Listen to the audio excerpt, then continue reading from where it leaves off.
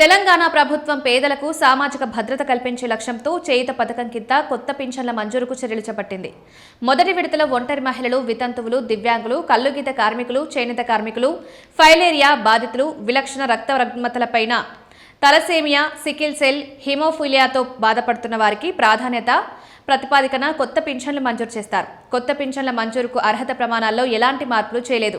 2014 నుంచి 18 మధ్య గత ప్రభుత్వాలు జారీ చేసిన జీవోల్లోని మార్గదర్శకాల ప్రకారమే అర్హతలను నిర్ధారిస్తారు.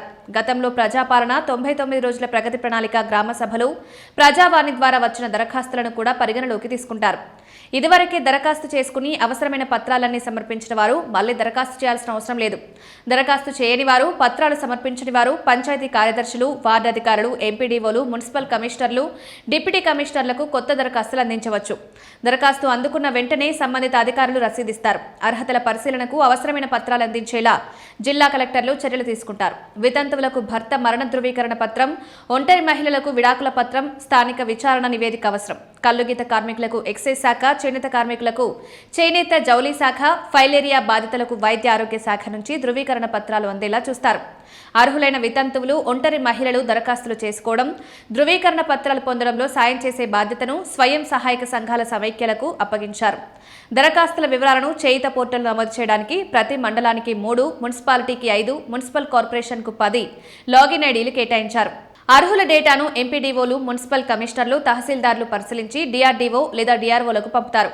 పరిశీలించిన ప్రతిపాదనలను జిల్లా కలెక్టర్ ముందుంచి ఆమోదం పొందుతారు. కలెక్టర్ ఆమోదం లభించిన తర్వాత ఎంపీడీఓ, మున్సిపల్ కమిషనర్ లాగిన్లలో ఆన్లైన్ శాంక్షన్ ప్రొసీడింగ్స్ జనరేట్ అవుతాయి.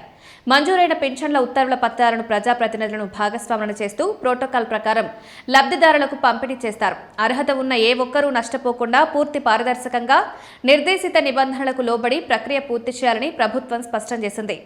కొత్త పింఛన్ల కోసం దరఖాస్తులు స్వీకరించడానికి 2026 ఆగస్టు 31 చివరి తేదీగా నిర్ణయించారు. వెబ్సైట్లో డేటా ఎంట్రీ, విచారణ కాలపరిమితి, ఆమోదిత జాబితాల తయారీకి సంబంధించిన తదుపరి సూచనలను త్వరలోనే విడుదల చేస్తామని సర్ప్ సీఈఓ సర్క్యులర్లో పేర్కొన్నారు.